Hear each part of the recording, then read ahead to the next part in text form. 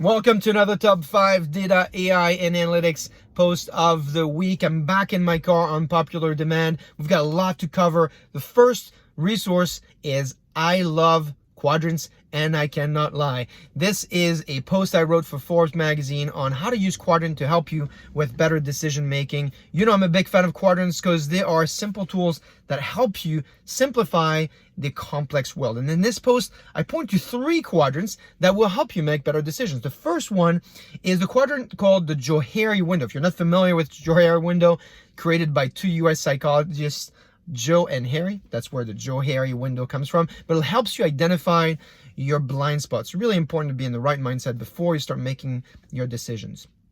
The second quadrant that you'll find is a framework from MIT on how to use machine and humans to make better decisions. Often we talk about machines augmented humans, but we very seldom talk about humans augmented machine intelligence. So this quadrant will help you kind of think about the relationship there. And then the third quadrant in there is a quadrant from the HBR article that talks about prioritizing data learning skills for your team. What are the skills that you need to prioritize depending on the know-how of your team? Hopefully you'll find that very useful. I asked you, what are your favorite quadrants? And many of you responded. Bharat pointed to the BCG, the Boston Consulting Group quadrant called the Growth Share Matrix. If you remember business school, this is where terms like the cash cow came out. And it's used by businesses to prioritize your product line, to prioritize your businesses based on growth and market share. Take a look at that. If you're not familiar with that concept, it's a very useful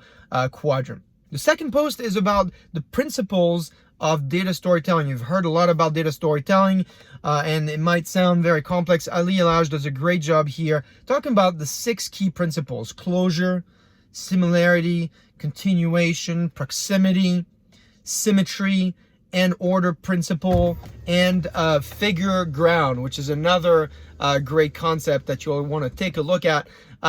It's a really quick post, so take a look at it, and hopefully you'll get some great value out of this post.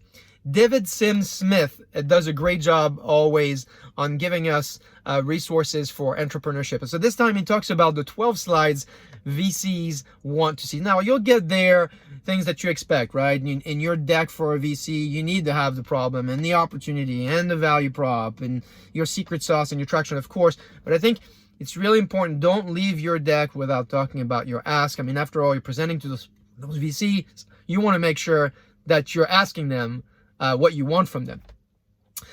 Also this week I had the opportunity to talk to Donald Farmer. If you don't know Donald Farmer, he was an executive at Microsoft. I used to work with him there, but he also was a VP of Innovation at ClickTech. Really thoughtful, someone that understands the space, has been in it for a very long time. We talked there about the role of the cloud in your digital transformation process, particularly when it comes to giving self-service and governance at the same time in the information technology. I think it's a great conversation. We got some really good feedback on it, so I encourage you to take a look at that and watch it, and then of course share it with your friends and colleagues. There's also a fantastic post this week on the HBR magazine on the importance of laughter. Are you laughing enough?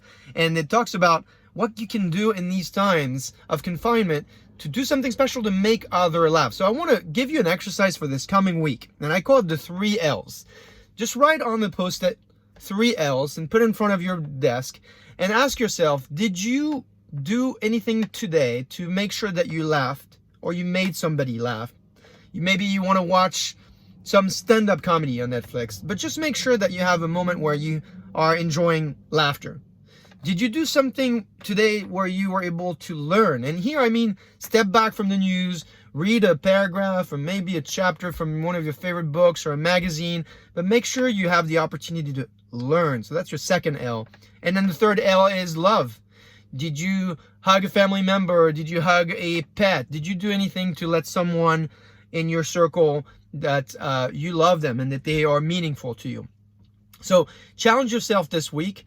The 3 L's hopefully will make you have a great week. And of course, there's a 4th L, which is if you like today's update, make sure that you like it down below. So make sure that you let me know what you think about these updates.